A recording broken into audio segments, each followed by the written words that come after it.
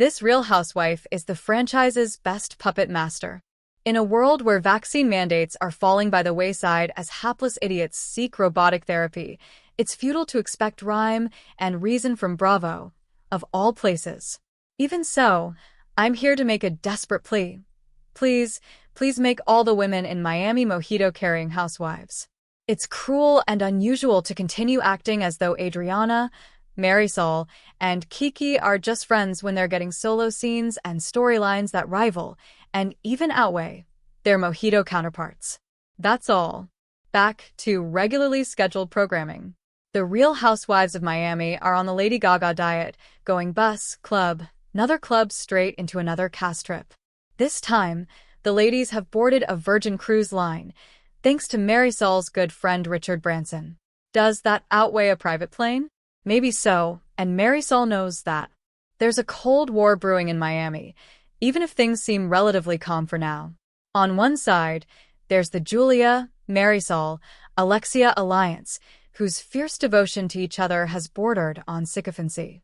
Seriously, Marisol sat at the juice place with Julia Poppins and had nothing to say about that bird's nest on her head? Not even one quip? Interesting.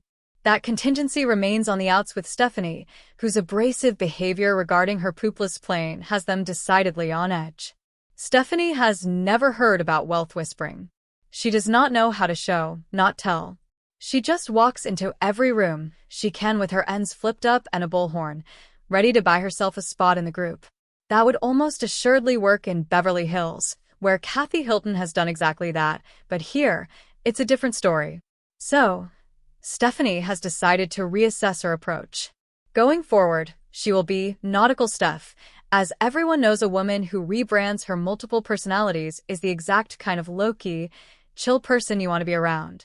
Before departing, Stephanie sits down with Anastasia Soar, makeup tycoon, to prove she is friends or something. Anastasia spends the entire scene insisting Stephanie try for a baby, which is delusional given Massoud is 66 years old. Not to mention it could flatline Stephanie's housewife's journey. We do not need another pregnancy storyline. Anastasia may be a business maven, but her housewife's instincts border on sabotage. Luckily, Stephanie is her own boss, and she's decided it's time for a raise. Having already taken on little fish like Lisa, followed by a big kahuna and Alexia, Stephanie has turned her sights to the show's CEO, Marisol, if she can ever get her alone. On the first night of the cruise, Marisol splits the women into two groups, keeping her allies and Adriana close by her side, while leaving Stephanie with Larsa, Gertie, and Kiki. You may wonder how Lisa made it onto the ally ship, but that's because Lisa Hochstein is long gone. This is the new, divorced her, who arrives on time. She just wants to giggle with the girls like they used to. As for Lisa's relationship with her boyfriend Jody, well, when one door closes, a window opens. Now that her divorce has been finalized, the cracks between Lisa and Jody are more evident than ever. It's almost like Lisa really is annoying and hard to deal with or something. Surely it can't be that. To be fair, Jody's weird too. I'm an equal opportunity hater. Of course, her divorce drama may be in the rearview, but Lisa's feud with Larsa is still circling the exact same drain. Larsa's even hitting the same notes. What am I, the CIA? It's gotten really out of hand, Lisa says, before her half of the group tell her the quickest way to move forward is to keep Jody out of it. Lisa rejects that, as Larsa's on OnlyFans probably talking to people's husbands anyway.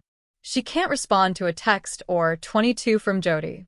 At the test kitchen, Stephanie turns the conversation to the fact everyone thinks her delivery is brash, abrasive, and downright rude. She's willing to take these complaints and will apply them in the next quarter, even if everyone's obviously saying this because they're jealous of how perfect and productive she is. They can't handle a girl boss. Somehow, I kind of mean that. As, just when Stephanie lost her way with the group, she turns around to Marisol and fires right back. The episode ends with a prelude to an 80s workout class, in which Stephanie dons an age-appropriate, flattering hairstyle for the first time all season, randomly. Here, Stephanie and Marisol finally have a heart-to-heart, and it goes super well in the moment. They rehash the private plane snafu, coming to a much more positive plane, even as the two stand by their behavior from the week before. It all seems positive as Marisol declares a new start, but little does she know Stephanie's a true master of disaster. A truly ominous score closes out the episode, as Stephanie sits down with Adriana to tell her, "I truly feel Marisol is a jealous demon who disguised herself as a very loyal friend. But I know what I'm going up against now." What could possibly happen in the 24 hours between then and now to justify that 180? That remains to be seen. All I know is Stephanie is truly the Dr. Nicole successor this show needed, taking a shot at Marisol that could prove fatal. Maybe she'll never get that mojito, after all. She might forever be a sniper from the side. Next week, we'll dive head first into that confrontation, while Adriana is forced to celebrate her birthday against her will. If that kind of blurb can't earn the Queen of Miami a mojito, what can? Rom's Marisol Patton admits blocking Gertie Abrera on Instagram. It turns out Kiki Barth isn't the only Real Housewives of Miami cast member who blocked Gertie Abrera on Instagram. Marisol Patton just admitted that she blocked her, too.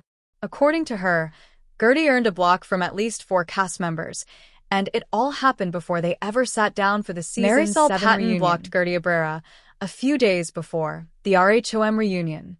Marisol recently sat down on 2TS in a pod with Tamra Judge and Teddy Mellencamp, and she dished on all of the drama of RHOM Season 7.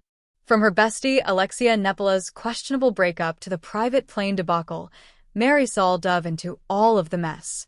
At one point, the 2TS asked Marcial about her fractured friendship with Adriana de Mora.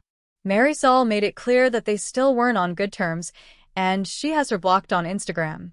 Then, she admitted that she actually blocked 2 cast members, with the other being Gertie. "I did it a few days before the reunion," Marisol confessed. "I think it's not that it gets worse on the show. I think just the problem is she takes things that have been resolved from months ago, and then when the show airs and she sees the reaction from the audience, then she'll jump on it and then put something on her Instagram and start dragging you," she continued. Marisol's reasoning for blocking Gertie sounds almost exactly the same as what Kiki shared in an interview a few weeks ago, and apparently, at least 2 other cast members also blocked Gertie for similar reasons. Marisol teased that a 5th person might be blocking her, too. "There's actually 4 cast members that have her blocked," Marisol continued. "And somebody today told me, I don't want to see those posts anymore. Should I block her?" Marisol didn't drop any names about who all blocked Gertie, but it doesn't take too much guessing to figure it out. Clearly, Marisol and her pals don't want Gertie on the show, or in their lives. The Real Housewives of Miami airs on Thursdays at September 8th. See on Bravo. Stream it the next day on Peacock or Hayu in the UK and Ireland. Tell US, are you surprised that most of the cast blocked Gertie on Instagram? What are your thoughts on Marisol's reason for blocking her? The post Rom's Marisol Patton admits blocking Gertie Abrera on Instagram appeared first on Reality Tea.